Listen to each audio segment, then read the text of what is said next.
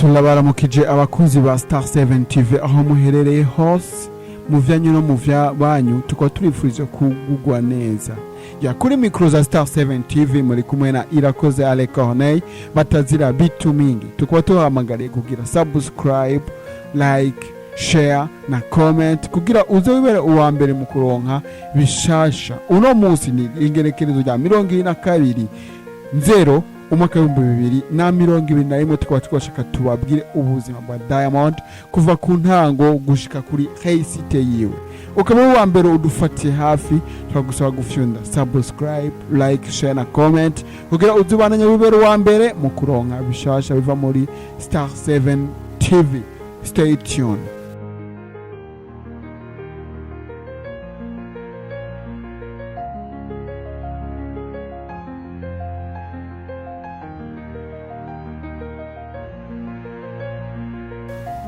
Kwizina banyita Irakoze Ale bitu mingi kuri micro za Star 7 TV. Karibu cyane uyumvire igice cya mbere cya kahise ka Diamond Platnumz kuva akiri muto gushika aho ashitse uno munsi.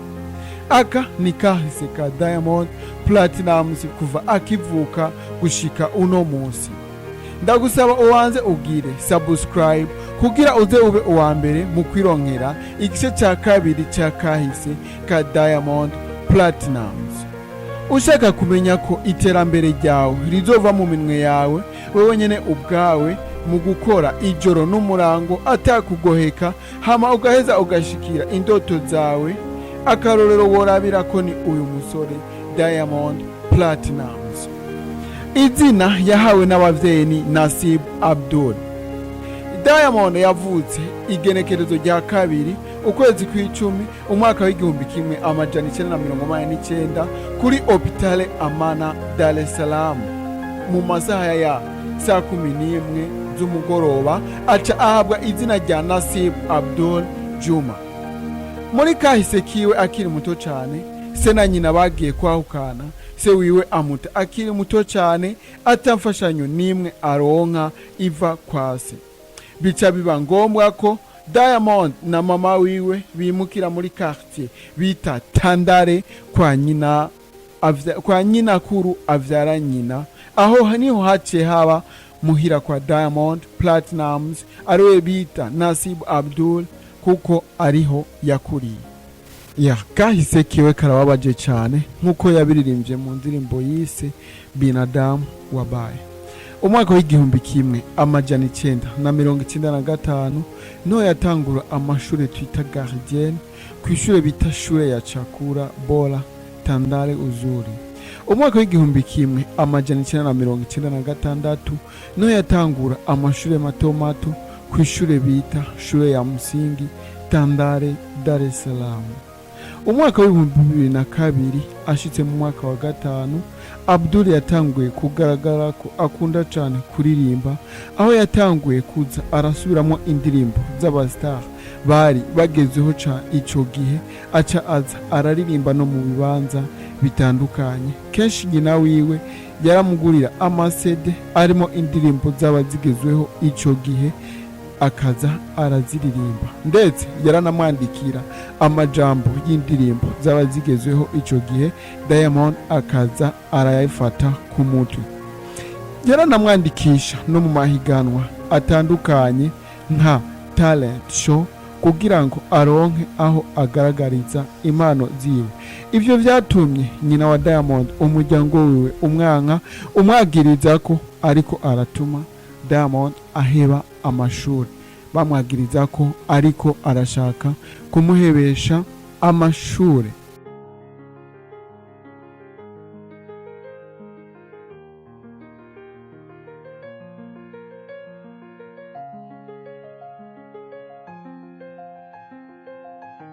Byukuri nyina wa Diamond yari naho nikora, ivyatumye apangisha inzu nyina we yari yamuhaye y'icumba kimwe na salo kugira ngo babemwo be na Diamond Platnumz.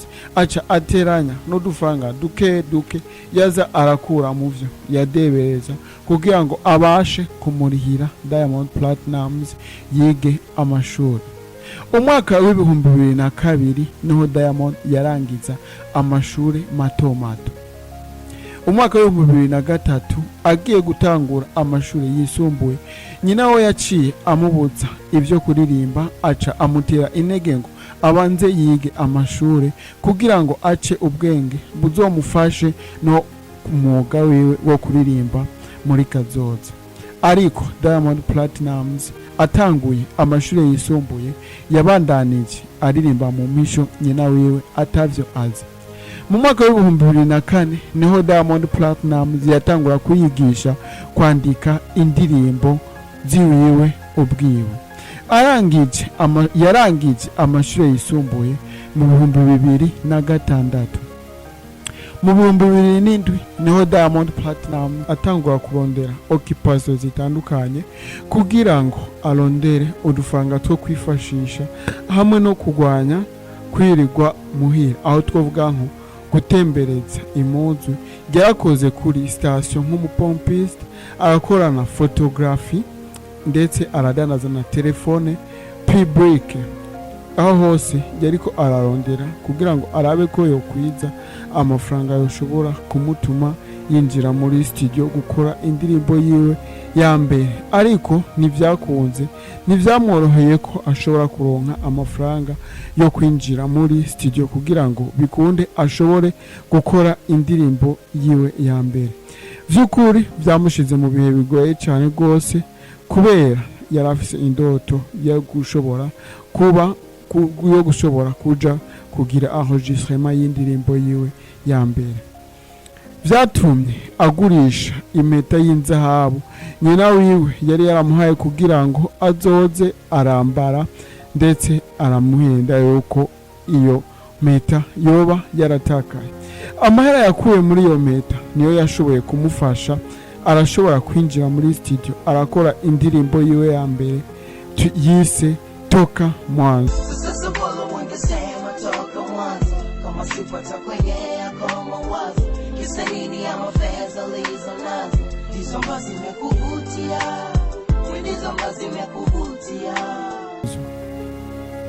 Kubera ko atarafise uburambe mu byerekeye muri studio, mu byerekeye kuririmba, indirimbo yiwe ya mbere ntiyashoboye kuba hit.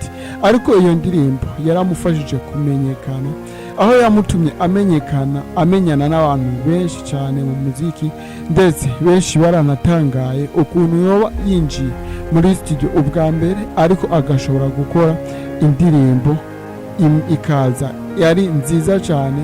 Ndetse iyo ndirimbo yarumvikana yo kumenga ni umuntu yoba amenyereye kuririmba. Iyo ndirimbo yatumye amenyana n'umumanager Chizo Mpene, ariwe yaciye yemeza ko azoza aramufasha amubere umumanager. Diamond Platnumz na Chizo Mpene barinjiye muri studio bariko barakora album ya mbere ya Diamond Platnumz. Ariko rero umuntu ngo arapanga, ariko Imana nayo igapanga ivyayo. Bariko barakora i album ya mbere ya Diamond Platnumz, Chizo Mpene uburyo bwaciye bumuherana, uva ko ibikorwa vyari bihagariye ngaho. Diamond Platnumz ntiyashoboye kubananya akora iyo album ya mbere. Vyamushize mu bihe bigoye cyane, vyamuciye intege cyane, ariko Diamond ntiyahevye umuziki, yarabandanije. Vyaciye bisaba ko atangurira A0, atangura agenda ku ma studio asaba ubufasha, asaba imfashanyo, atangura mbere no kurondera label yoshobora kumusayininga. Ariko hose bagenda bambwira yuko atazi kuririmba, yuko yobanza kwanza akagenda kwiga kuririmba. Diamond Platnumz yagiye guhura n'umumanager wundi bita Musafiri Peter, azwi ku izina la Baba Musafi, mu 2009. Uwo niwe yagiye kumufasha kuririmba, muwe yagiye kumufasha uburyo aho yaciye yinjira muri studio asohora indirimbo ya kabiri yise Nenda Kamwambie.